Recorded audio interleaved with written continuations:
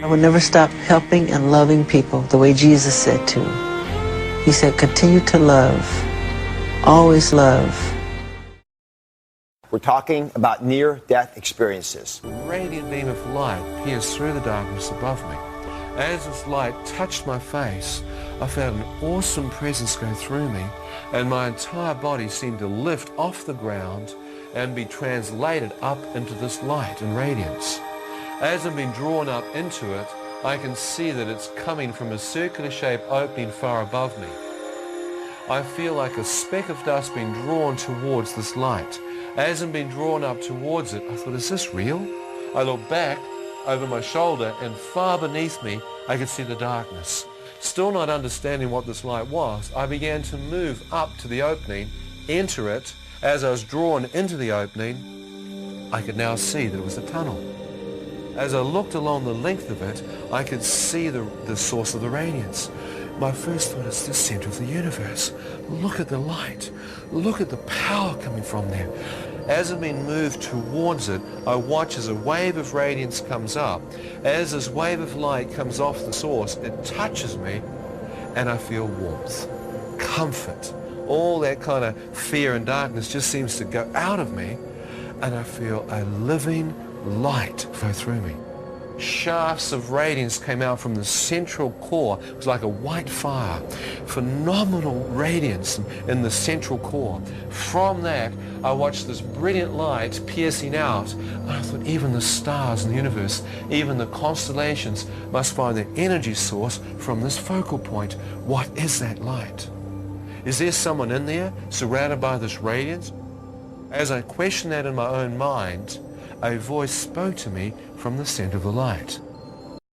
The moment I hear his voice, I recognize it to be the same voice that spoke to me in the ambulance, telling me the Lord's Prayer and whether I'd forgive. And he said, Ian, do you wish to return? If you wish to return, you must see in a new light. Words appeared in front of my eyes. God is light, and in him there is no darkness at all. I thought, God is light. Could that possibly be God? And in him there's no darkness at all. I've just come from darkness. Whoever this being is, he is completely separate from darkness. I see no shadow. I see no evil, only pure white radiance. And he knows my name. Could it possibly be God that I'm standing in the presence of, talking to? I thought, if it is, he must be able to see my spirit absolutely naked. He must see everything. I began to pull back. As I began to pull back towards the darkness of the tunnel, I watched a wave of radiance come off him. I expected it to touch me and literally catapult me back into the pit. But as this wave of light emanated forth off him, it moved through me, and all I got was love. The love was causing me to literally blubber. I was actually just bawling my eyes out. And I could feel an acceptance coming. I said, God, you can't love me. I've cursed you. More love. I said, I've committed all kinds of sins. I've slept around, I've taken drugs. More. As the love kept coming, I then literally divulged what I knew to be the most debauched things in my life. As the light began to open up, I became aware that standing in the center, I began to make out a man's bare feet. Around his ankles were dazzling white robes, garments, not garments of cloth, but garments of light. As I looked out and saw that, I began to lift my face up to see the chest of the man, and his arms were outstretched with dazzling white robes, as if to welcome me. As I looked, I knew that I was looking upon God. Such. You're just awestruck. You can't be prepared. You have no way you can be prepared to see this. I stood in absolute amazement. And as I looked towards his hair was white radiance. Out of his face appeared to be light billowing forth, literally permeating out of his entire face. You couldn't see the features of his face because the light was 7 to 10 times brighter than all the light I'd seen, and it was literally emanating forth from his face. I began walking closer towards him. I wondered if I could just see his face. I'll know who God is. As I got within a few feet of his presence, I began to place my face into the light. And it didn't hurt your eyes. It was like you could look into it. As I placed my face closer in towards his face, hoping I'd break through that veil, as my face did, he suddenly moved. I saw an opening in a circular shape like a window into eternity or a door into eternity. As I looked through this, I could see an entire new earth open up before me. It was like I was standing on the threshold of eternity and I was getting a glimpse into it. As I'm looking, I can see grass with the same light and life emanating forth from it. I can see flowers, fields. I knew if I stepped on the grass, it would not damage it. The color and the energy and the life emanating from it. It was amazing. I see a river or a crystal clear stream, trees along its banks, rolling hills to the left. I look out to my right, mountains in the distance, blue sky, crystal clear. I'm standing there and I'm going, this is paradise. As I'm looking, I know that I belong here. It's like I knew I had been created by God to live here. I thought, why wasn't I born here in the first place? Why was I born on this earth? I knew I'd come home. I knew I'd traveled the world looking for that paradise, and here it was in front of me. I thought, I'm home. I'm home. As I started to move in, his presence came right back in front of me and blocked the way.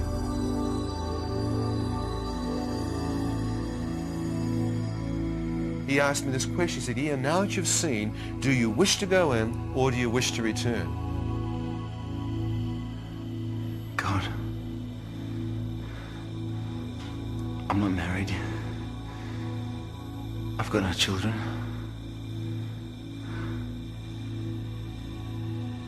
There's nothing for me to return back for. I don't want to go back.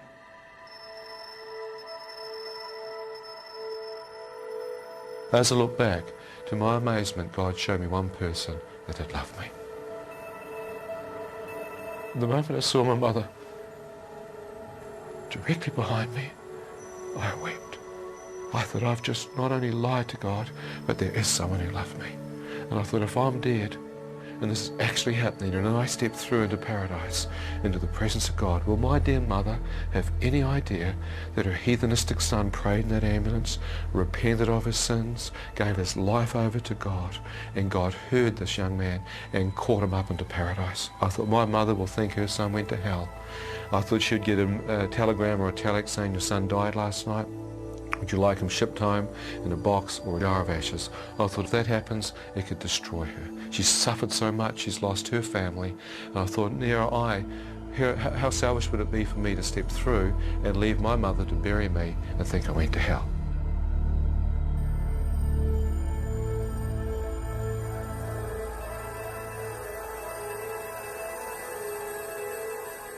I want to go back.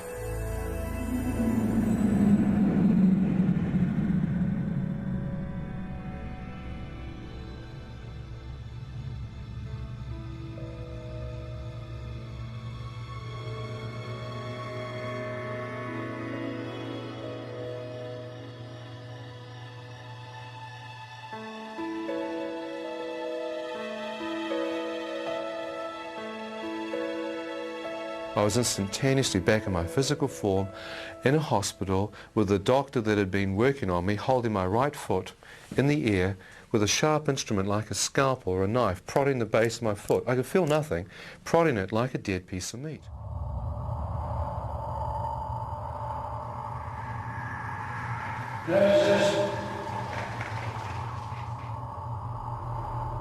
I hear the voice of God interrupt my thought, and he said this, "Son, I've just given your life back." I went, what? If I've just seen God. What's happening here? I felt an amazing power go through me. It was like a low voltage of electricity. I felt my entire body starting to feel again. And within a few hours, I was completely healed.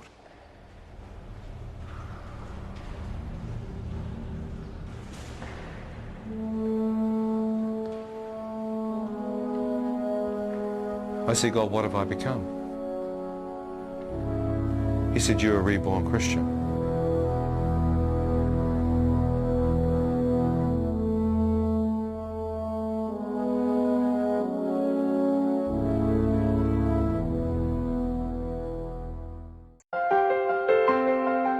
A month after my 21st birthday, I traveled from Montana up to Alberta, Canada to ice climb on a world-famous ice pitch.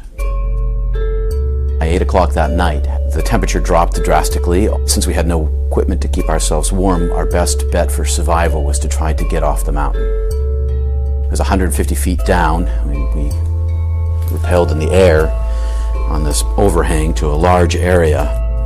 We were stuck. And I was cold, though, and I'd never been that cold. And I had frostbite on my fingertips and my nose and my toes and my cheeks and my chin, and I had hypothermia. And then I fell asleep. And only this time, I didn't lose consciousness, but I knew that I had fallen asleep. And I felt myself being sucked out of my core like a vacuum, and I resisted with all this strength that I had built up through the survival journey that I was on, and I tried to stay in my body, and I couldn't. It irresistibly pulled me out, and I died. And I found myself in a great dark void, infinite, without a body, but with full consciousness, like a sphere of consciousness. And in front of me, if I had a front, was this gigantic door. And the door was 30 yards wide and 70 yards tall, and it was the proverbial tunnel that people talk about was through this gateway. And I said, am I dead? And the voice of God, with no voice and no language, said to me, yes, you're dead. And I said, but I haven't gone through the door yet. And the voice of God said, no, you haven't. I said, well, do I have to go through the door? I have this sister, you see, that left our family and broke my mother's heart. And I didn't want to break my mom's heart again. And die and leave them. And God said and showed me, he said, the love with which I love you now, I have always loved you. And that same love that I love you with now, I love your family, and I love each person on earth with this fullness of love and forgiveness and knowing and mercy that you feel right now, and beauty, and all will be well. And your family will be okay. And the next thing I knew, I was being screwed back into my body like an ice screw that you use to put into the ice to hang on. And it was painful and it hurt. And I got driven into my body from my stomach. And I came to, and my partner, Tim, had me by the shoulder. And he was screaming at me, don't die. Don't leave me here. And I kept my mouth shut about what had happened for close to 20 years. And now I'm telling this story because what it's left me with is that I know that I'm known, and I know that I'm beloved, and I know that you are too, and everybody is. And I know that this is not the end of life, that this is just the passage through to real life. And it's this long, and that's how much time we have till we get to go home. And I'm waiting. That's my story.